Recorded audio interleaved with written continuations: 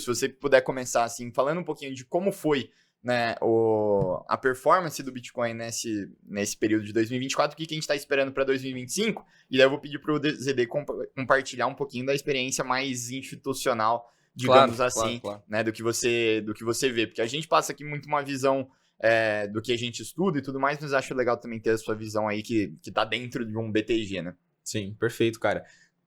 Talvez o gráfico mais importante para esse ciclo seja o gráfico da dominância do Bitcoin, que eu acredito que esse é o gráfico que ele resume o que vem sendo o ciclo até agora, esse ciclo de alta. 100%. Se você tem uma carteira cheia de altcoins, muito provavelmente você está perdendo para o Bitcoin desde 2023 para cá, salvo se você alocou muito ou concentrou muito a carteira em um ativo que acabou puxando muito a performance da sua carteira e destacou muito a sua carteira do resto, porque na média a dominância do Bitcoin não é trivial também, né? A maior parte das pessoas não tem a maior parte da alocação do portfólio em altcoins ou até mesmo em uma altcoin, né? Exato, se você pulverizou ou diversificou minimamente seu portfólio, a chance de você ter underperformado, tendo uma performance abaixo do Bitcoin é muito grande. Se você comparar a média do que as principais criptos do mercado tiveram. É muito difícil e, na verdade, uma tarefa extremamente complexa, né? Porque quando a gente pensa, até mesmo pela nossa cabeça de investidor, e até mesmo se você for querer, cara, levar isso para uma visão de gestor de portfólio efetivamente, você precisa buscar diversificação, né? É muito difícil falar, pô, cara, o mercado cripto com milhares de ativos, eu vou colocar um ativo só na carteira, ou até mesmo dois ativos na carteira. Ou ter,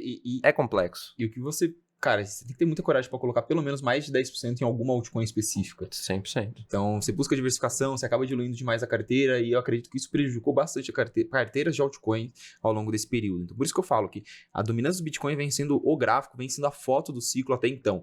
Porque os catalisadores que a gente esperava, como a taxa de juros, que o mercado esperava que caísse no primeiro trimestre, no segundo trimestre, não aconteceu, que acaba sendo o principal catalisador para ativos de extremo risco para altcoins. Então a gente não viu aquele movimento nesse ciclo de alta de Bitcoin subindo, aí acontece um ou outro catalisador, começa a out-season e tem aquela enxurrada de liquidez. Simplesmente não aconteceu. Não aconteceu. A gente teve por alguns motivos em 2020 e 2021. Primeiro, a gente teve uma súbita queda de juros por conta da pandemia. Isso fez com que todos os mercados de investimento fossem inundados, os mercados de risco fossem inundados por liquidez. A gente tem o caso da GameStop, por exemplo, em que o mercado de ações virou praticamente cassino lá nos Estados Unidos. Isso ajudou muito as altcoins, mas a gente também teve uma inovação muito grande. A gente tem que tirar, às vezes, o olhar do macro e olhar para o micro. A gente teve uma inovação dentro de blockchain games, play to earn e NFTs que trouxe muito usuário para a cripto. Foram muitas entregas, né, também. Muitas entregas, muita coisa nova, muita novidade. Isso ajudou o mercado a ter um movimento de entrada de varejo em 2020 e 2021. A gente não teve nada disso até agora. A gente não teve uma queda de juros agressiva, e a gente deve ter, mas ela deve estar se desenhando para ser uma queda de juros bem paulatina, bem aos poucos. Por isso que eu defendo a tese de que esse ciclo ele deve ser um pouquinho mais longo. A gente ainda não viu esse movimento de queda de juros, a gente não viu nenhuma inovação muito grande que inundasse o mercado cripto de gente especulando. A única coisa que a gente tem ali é meme coin, mas acaba sendo algo muito degen e não tão varejo. É interno, né? É um capital interno que fica girando dentro do mesmo lugar. Não entra capital novo, fica só remoendo o capital interno e o principal catalisador, Bitcoin, ETF do Bitcoin. Então, os institucionais, o mercado como um todo comprando essa tese, aí a gente vem entrando no risco macro, medo de recessão nos Estados Unidos, e os institucionais comprando bastante Bitcoin, Bitcoin destacando-se em relação ao resto do mercado, dominância do Bitcoin subindo, essa vem sendo a tônica do mercado até agora. Eu realmente acredito que esse é um ciclo para não cair de cabeça em Bitcoin, em altcoin, e ter uma porção sólida do seu portfólio em Bitcoin. Porque eu acredito que a gente pode terminar esse ciclo com o Bitcoin em uma posição de dominância elevada. E a gente não ter aquele movimento em que a dominância do Bitcoin em poucos meses cai absurdamente. Todo o mercado tem aquela out-season bizarra, assim, você acha? Eu não diria que não ter out-season, mas aquele movimento que, cara, não vale a pena ter Bitcoin, porque claramente todo o resto sobe mais e vai ser muito fácil escolher as altcoins que vão ganhar. O cenário não tá mais tão simples assim. Então, até pela questão do ETF, pela demanda dos institucionais, o Bitcoin parece estar numa posição muito favorável. E como o ZD falou, eu até gostaria que ele complementasse, e já tem bastante contato com o institucional, os caras estão comprando a tese de Bitcoin com uma certa facilidade, né? Cara, assim, pensando em tudo que você falou, o institucional realmente está comprando Bitcoin com muito mais facilidade que qualquer outro ativo. E se você coloca também em contexto, cara, se a gente vai puxar desde 2021, do último ciclo de alta muito forte que a gente teve, O que aconteceu de 2021 para 2024? A quebra de várias empresas dentro do mercado cripto e a quebra de, assim, cara, praticamente todas as pontes que a gente tinha entre o mercado financeiro tradicional e o mercado cripto. E aqui eu não tô nem falando de corretora, tá, pessoal? Não tô falando de corretora, não tô falando, cara, de market makers, não tô falando de liquidity providers. Tô falando até mesmo dos bancos, né? Uhum. Dificultou muito o acesso a essas corretoras de cripto. Então, assim, acho que a maior parte das pessoas acaba tirando isso da equação. Mas, cara, hoje, você tem um número minúsculo de bancos atendendo as corretoras cripto nos Estados Unidos. Para não dizer assim que tem, cara, 2 bancos, e a gente não tá falando de bancos grandes, tá? A gente não tá falando de bancos Tier 1 lá nos Estados Unidos. A gente não tá falando realmente desses players grandes. Então, assim, isso abalou muito as estruturas, tá? Quando a gente vê o FTX quebrando também. Então, cara, eu vou investir em cripto, pensando numa visão um pouco mais institucional. Cara, eu vou acabar correndo um pouco mais risco de plataforma. Tudo bem, tem a Coinbase, assim, cara, para institucional é muito forte, mas de qualquer forma, existe algum tipo de risco. Quando a gente coloca os ETFs no meio de tudo isso, aí é diferente. Aí o risco que você está tomando, no caso, é o risco ali de custódia, e quem está assumindo esse risco, no caso, é a BlackRock. Uhum. Então, assim, é muito maior e o acesso é muito mais fácil.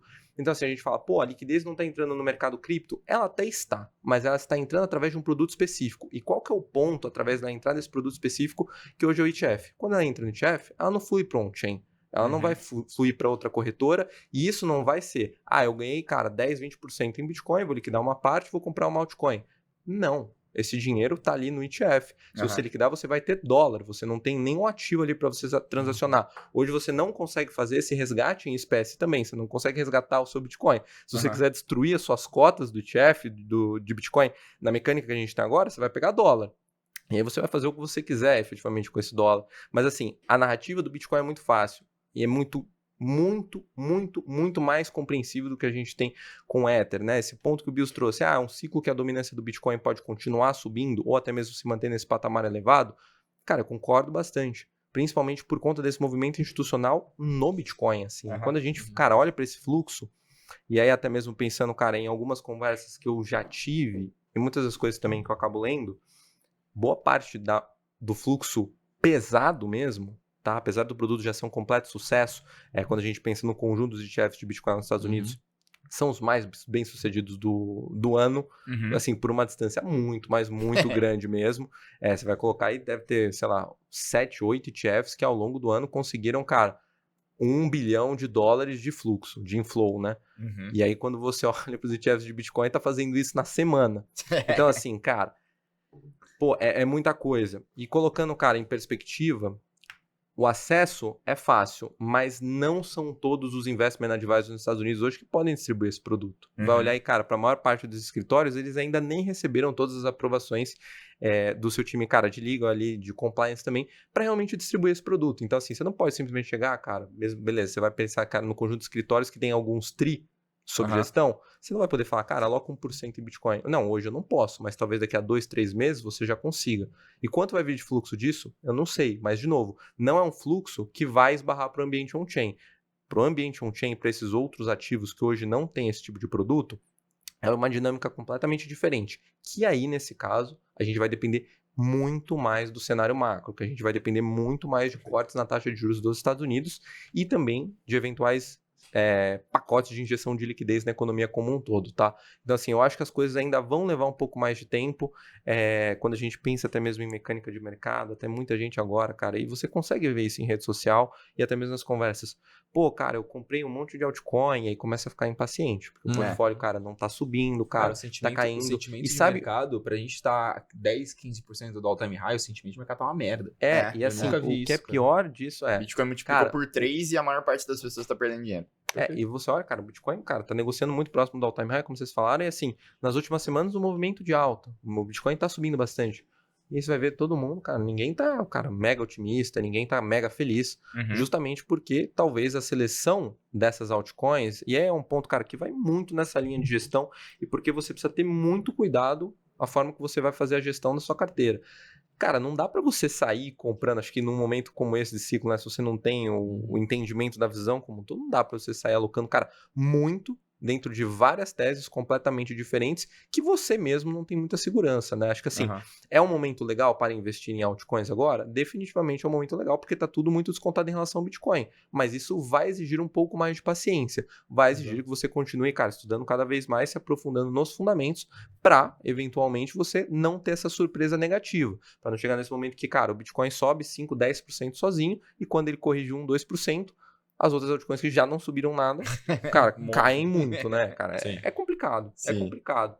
Não dá pra, cara, sair fazendo qualquer coisa igual você fazia em 2021. Você comprar qualquer ativo ali do top 100 do CoinMarketCap, subia, cara, 20, 30% nas 24 horas. O mercado tem muito mais cripto e menos dinheiro. É isso. Muito mais cripto, muito mais teste. Assim, muito menos dinheiro mesmo. Óbvio, tem alguns eventos que a gente espera que aconteça que vai trazer mais liquidez, como, por exemplo, o FTX pagando a turma, cara, com alguns bilhões de dólares sendo injetados no mercado. Sim, mas até mesmo pensando, cara, em dinâmica, pensa assim, cara, você tá 2 anos fora do mercado, completamente fora, seu dinheiro tá ali congelado. Você teve 2 anos pra só observar. E assim, tem alguns momentos do mercado que, inclusive, é melhor você simplesmente, cara, sentar, cruzar os braços não fazer nada. e observar. Às vezes, o melhor que você pode fazer é não fazer nada. A gente então, tá assim, nisso há 6 meses. você teve 2 anos pra só observar. Como vai ser o seu pick-up agora? Você vai sair comprando um monte de altcoin ou você vai comprar o que realmente está performando muito bem nos últimos 2 anos? É uma pergunta difícil, tá? É bem tricky. Pessoal, foi um prazerzaço estar com vocês nessa análise que vocês acabaram de investir e a gente pode estar mais próximo ainda. Eu criei um canal no WhatsApp em que todos os dias eu mando uma análise sobre o que está acontecendo dentro do mercado cripto, as criptos que eu estou investindo e os principais insights do meu time em relação a esse mercado. Se você quiser acessar meu grupo no WhatsApp, ele é 100% gratuito e o link está aqui na descrição.